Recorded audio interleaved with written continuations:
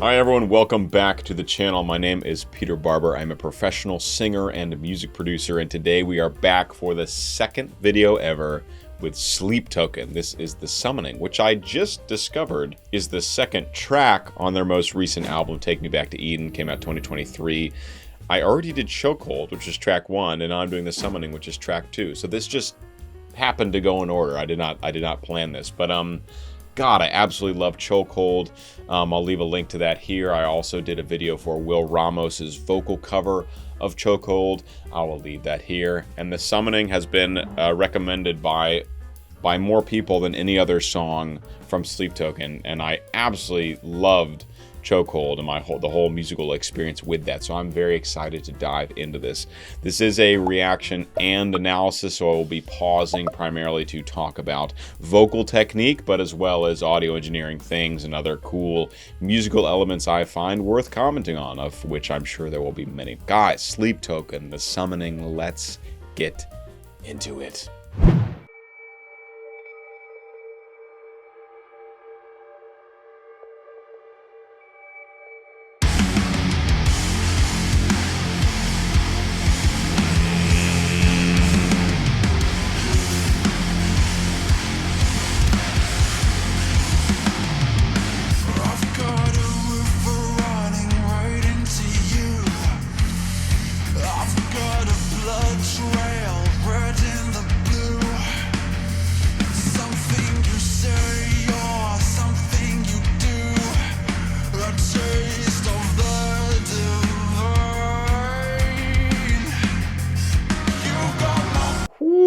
Okay, we're in F minor.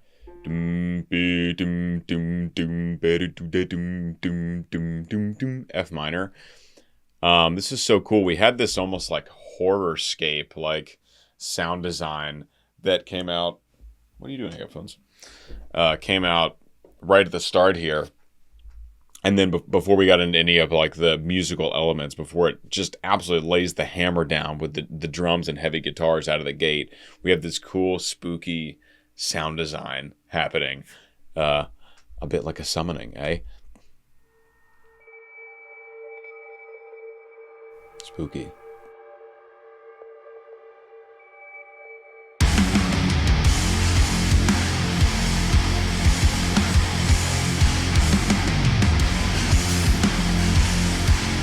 Is it just 4/4, but with a lot of syncopation? This is crazy.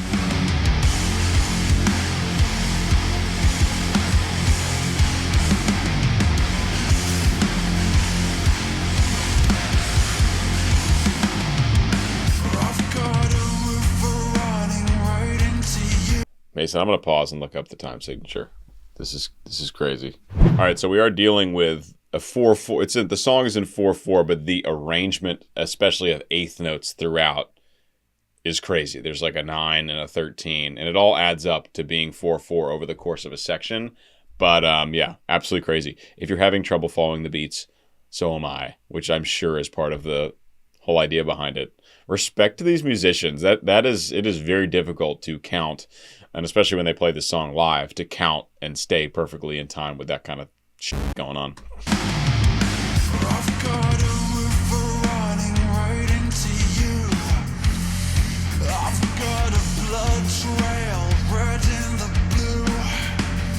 You can tell it's 4/4 mainly because of the singer. Now it's easy to just count 1, 2, 3, and the singer Vessel is gonna go.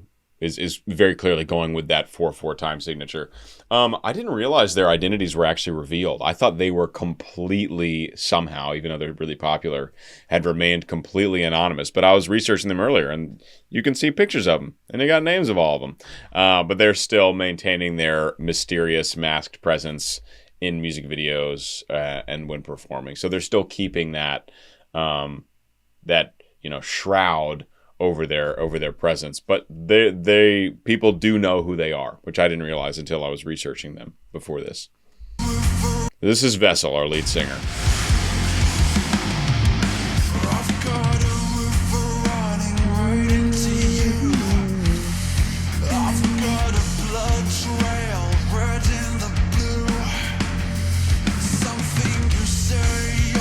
Damn it.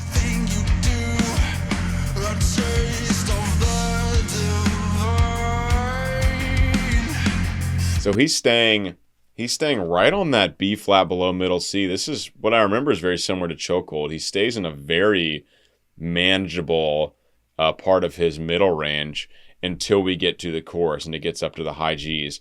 But right now it's just very clean. There's a lot of thoughtfulness in how he's delivering the words and the text and using little slides to connect syllable to syllable or vowel to vowel on occasion. But just really storytelling here. Now, I don't know, I really wish some of these wonderful music videos don't have closed captions. So actually what I will do is I will pull up the lyrics on my iPad. Okay, so I've got the lyrics pulled up on my iPad. I will try to bounce back and forth between these and using the keyboard to figure out what's going on. I've got a river running right into you. I've got a blood trail, red in the blue. Something you say or something you do. A taste of the divine. Also, cool rhyme scheme. Cool rhyme scheme there. Okay, let's go.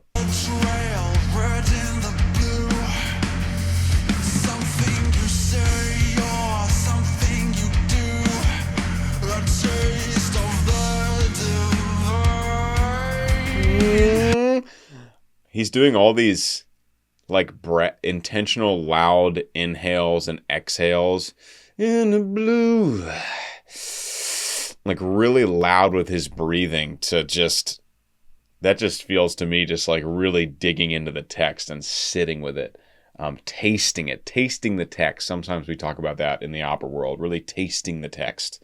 Really, really nice. Just, yeah, thoughtful pronunciation.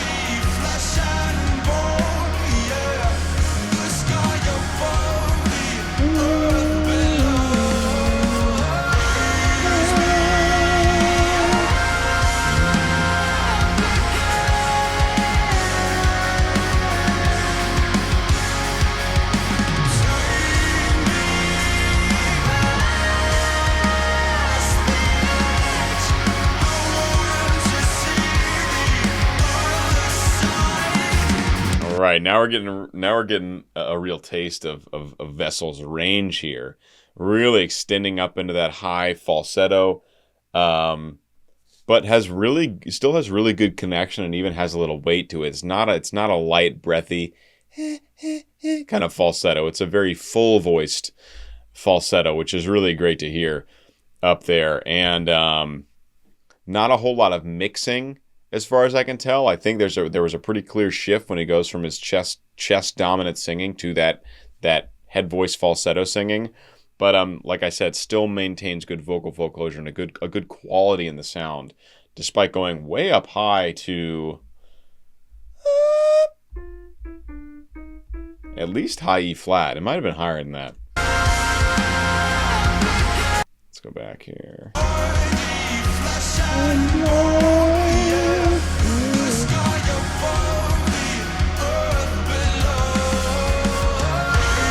That high F, full chest. High C in falsetto.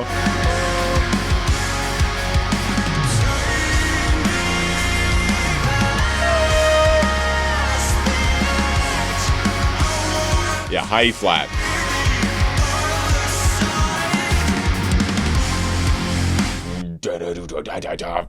Absolute craziness.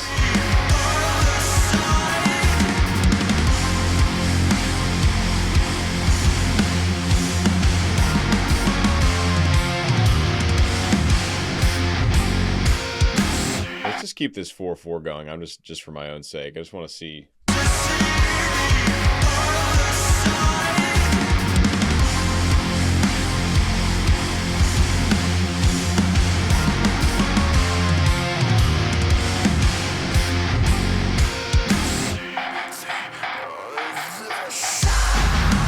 I wasn't sure exactly where it started, but that's a fun experiment. Just keeping the beat while they do all their 13/8, 9/8 madness. Okay. Also, shout out to the drummer, absolutely shredding.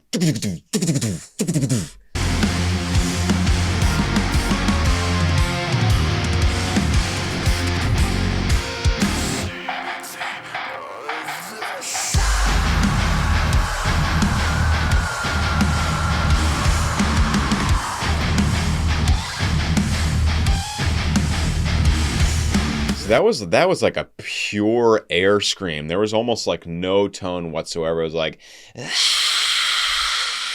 but then with cool like sound design and audio engineering, you can make it sound like this big sound taking up the entire atmosphere.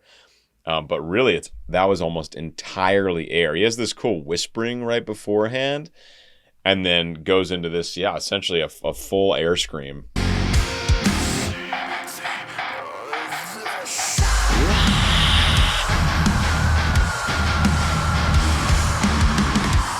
I want to see the other side.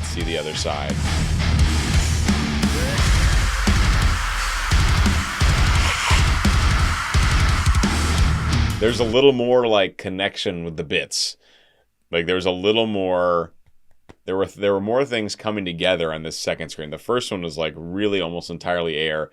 This one was like 85% air, but there were some bits and hits coming together in there.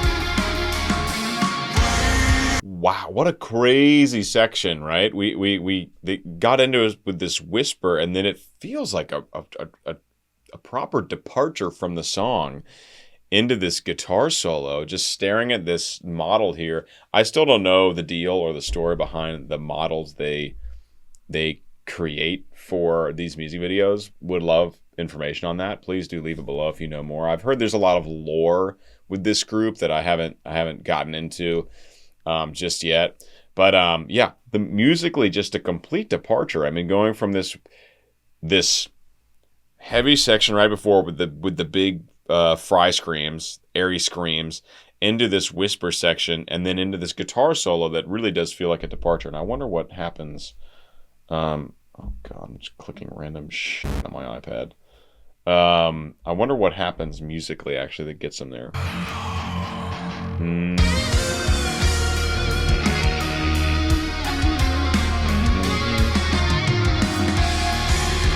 So we went, that's really interesting. So the song has been in F minor. Bum, bum, bum, bum, bum. Then it goes down to E flat minor for this guitar solo. There's just a whole step drop. Do, do, do, do, do, do, do. Really, really interesting. F minor, E flat minor.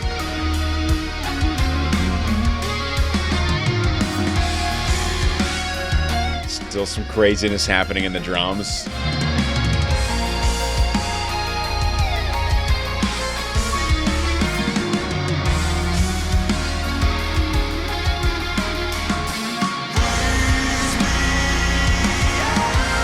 I swear they cut off a beat there, unless I'm not starting in the right section. Because it's not terribly clear, like start of, one section to the next, which is really interesting. But I think they put a 3/4 bar right at the end of that section.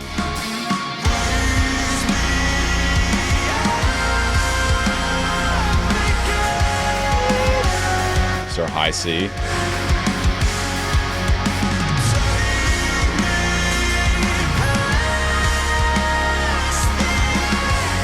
Yeah, that's a really excellent. Maybe that is a little bit mixed. It's hard to tell. It's so far in the back and atmospheric. This is a thing with like hard rock metal music. Sometimes the vocals are really even with the instruments as opposed to like pop music where the vocal is pretty much always super forward in the mix and right in the center. So sometimes it's hard to tell registration shifts and stuff because it feels so far away. But he rips up in chest voice before flipping or before mixing, either way. Let's see what he does here.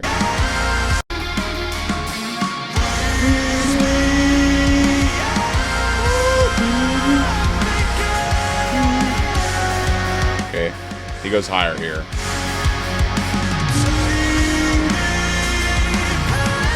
Just up to E flat F. All the way up to that E flat.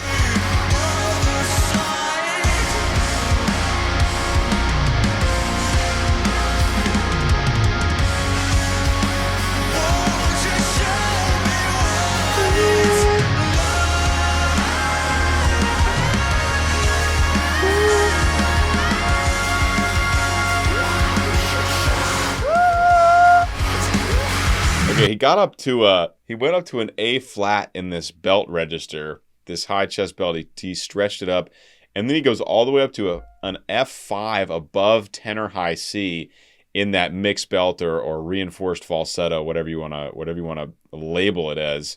A really good quality sound all the way up to that really, really high F. Super, super cool. I love that. Usually with a drum fill like that, you hear like a I don't think I've heard like little pockets of 3 beats leading all the way back to the downbeat. I like that.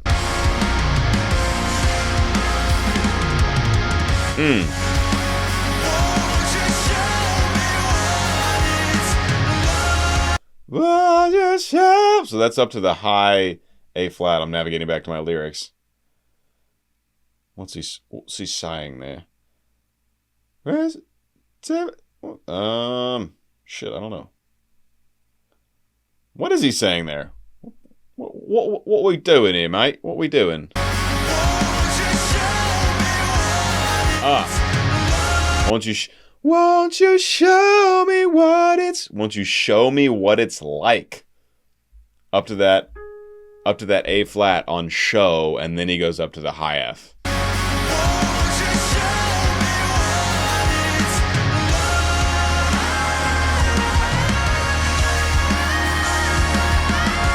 There it is.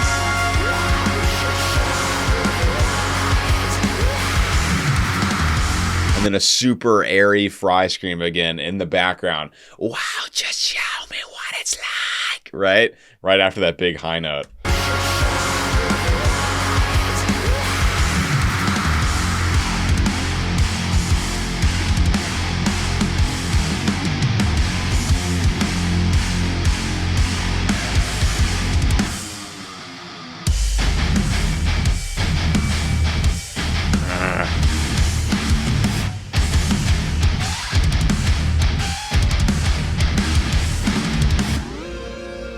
Insane.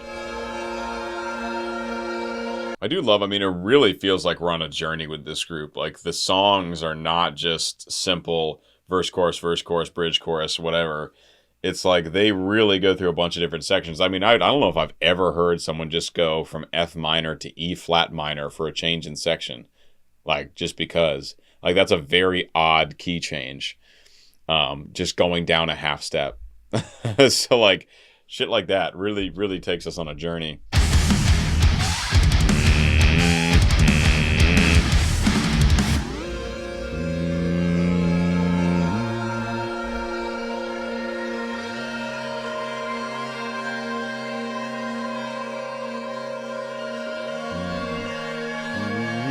B flat minor? Maybe this is where we started.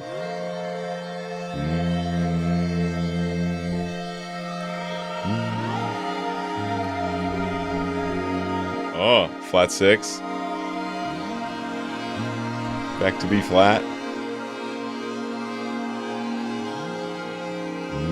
Back to F minor. E flat. E flat minor.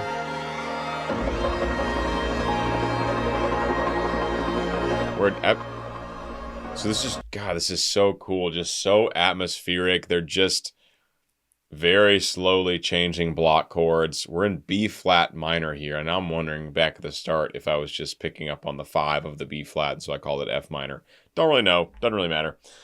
B flat minor now, and the chords are very clear. It's like B flat minor, F minor, then it goes F sharp major, bum bum bum, because we're in minor.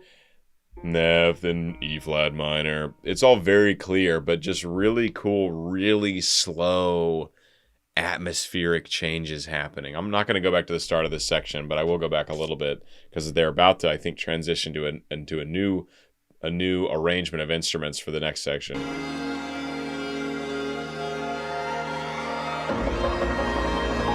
Yeah, that's the new section there.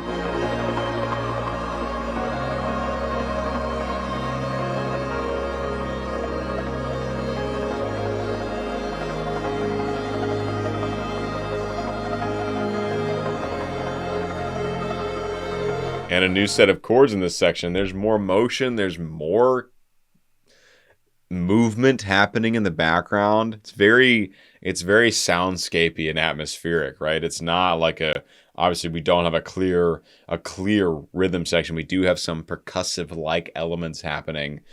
But it feels like we're on a journey. I keep coming back to that with this song. That's down to A flat, A flat major. Back to F minor. F sharp major. Back to B flat minor. Back to F minor. E flat.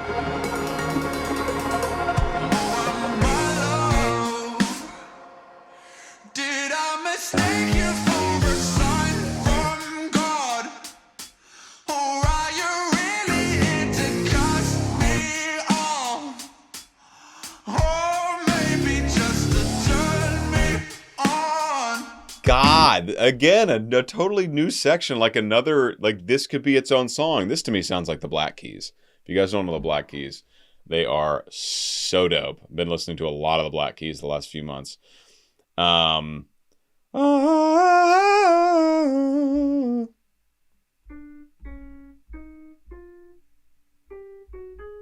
the way up to that A flat again, and there is a little bit of at least edge to the sound.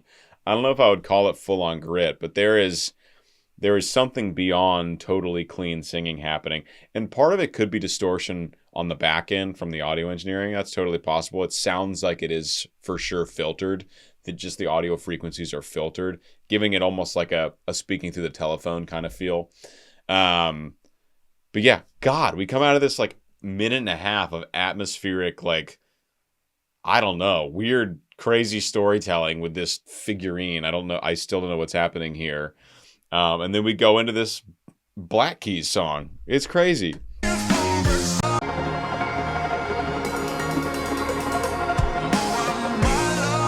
We get that fill from the drum to tell us, all right, here comes the beat again. Right there.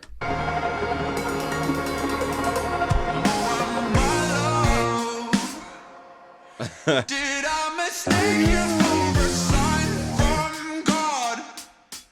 Or are you really here to cut me off? Or maybe just I love that slide up into with a little vibrato.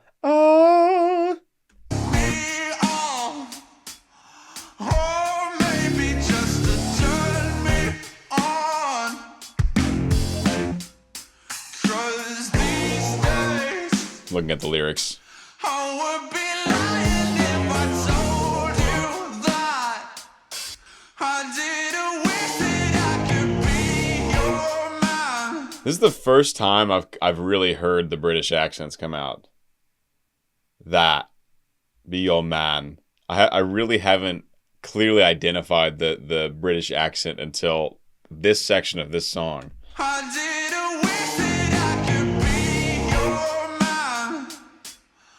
Or maybe make a good girl bad.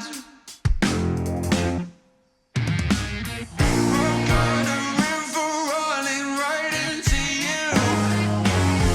I've got a blood trail red in the blue. So we have backing vocals here, and so we have a few people that do backing vocals. Number 4, Rhys Griffiths. guitar and backing vocals. And I don't know if Espera is the name of the backing vocalist. There are a number of them. Female backing vocalists. I don't hear them. I only hear male backing vocalists right now. So I think this is number 4. I think this is number 4 backing up Vessel here. Kind of trading off. We have a lead line from Vessel and then a backing oh, oh, like backing vocal from number 4.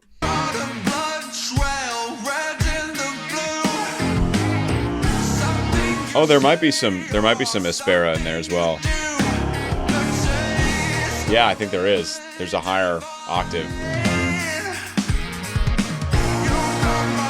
Hello, drum fill.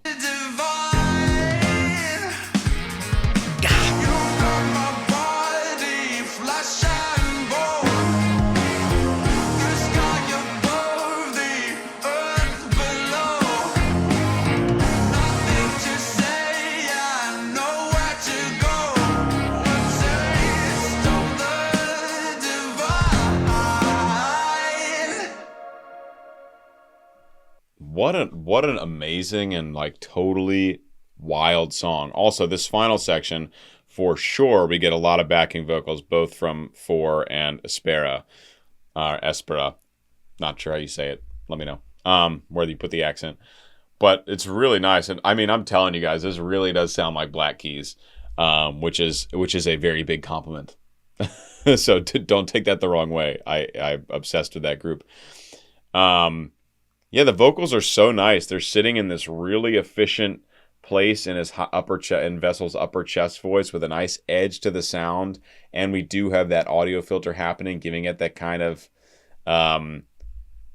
thin kind of like a telephone sound. And there are filters you can do. You basically cut part of the top end and part of the bottom end. This sounds more like they're just removing some of the low frequencies, because I'm still getting a lot of cut and brightness in the sound, which you don't get when you remove the upper frequencies. But yeah, really cool final section of this song. I'm just gonna let it play out and then send you guys on your way.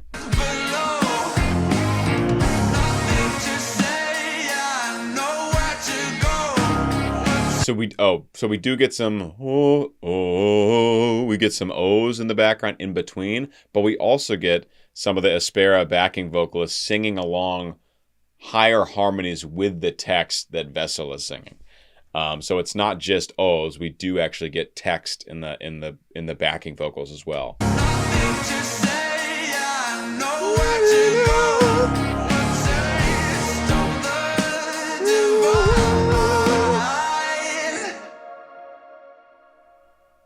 Wow, what a wild second installment to this album, Take Me Back to Eden.